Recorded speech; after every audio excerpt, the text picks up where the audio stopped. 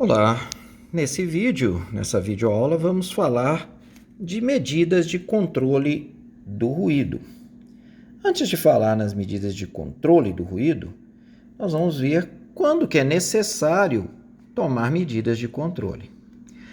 Então, os critérios de julgamento e tomada de decisão, existe um quadro extraído da norma Fundacentro NHO 01, que apresenta esse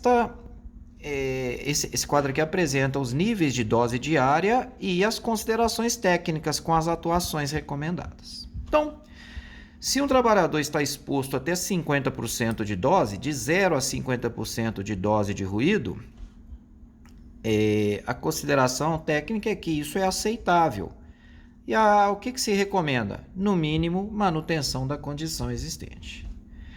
Se a dose diária estiver entre 50% a 80%, o que corresponde a 82 a 84 decibéis, nós já estamos acima do chamado nível de ação. A partir de 50% de dose, entramos no nível de ação. Então, é necessário, é recomendado a adoção de medidas preventivas.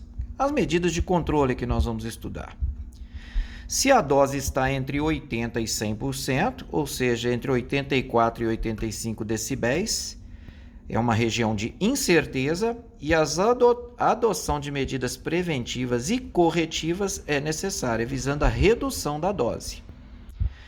E, finalmente, se a dose está acima de 100% ou maior que 85 decibéis, estamos acima do limite de exposição previsto legalmente e a adoção imediata de medidas de controle corretivas é necessária. Bom, as medidas de controle para ruído podem ser na fonte, na trajetória e no homem. Nessa ordem de prioridade. Prioriza-se medidas de controle na fonte, não sendo possível a solução, passa-se para medidas de controle na trajetória e, finalmente, você utiliza as medidas de controle no homem. Na fonte, quais são as medidas típicas? Vamos dar alguns exemplos. A substituição de equipamento por outro mais silencioso. Óbvio, você tem uma máquina velha, tem uma outra mais moderna que emite menos ruído, você está controlando o ruído na fonte. Balanceamento de partes móveis, alteração de processo. Às vezes aquele processo produtivo que é adotado não é mais o adequado. Você tem que alterar o processo e, com isso, reduzir o ruído. Regulagem de motor, enfim, existem inúmeras formas de controlar o ruído na fonte. Se o controle do ruído na fonte não é suficiente ou não é possível, temos então que partir para o controle na trajetória ou no meio. Esse controle é feito por meio de isolamento acústico.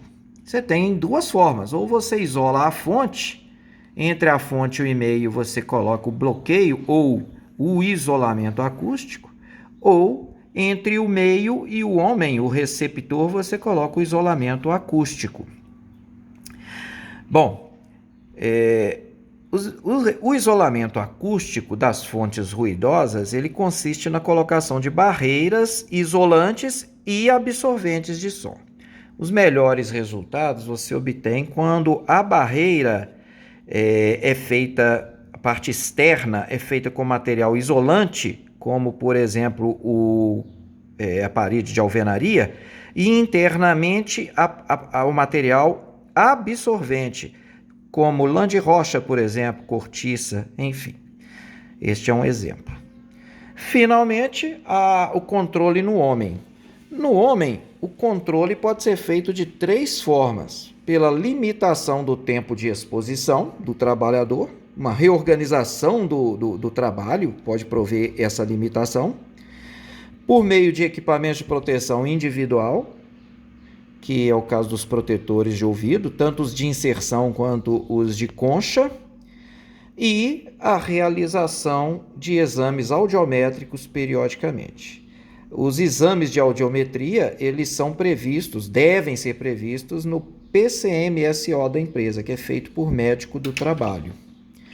Então, essas são as formas de controle do ruído, as medidas de controle do ruído ocupacional adotadas tipicamente.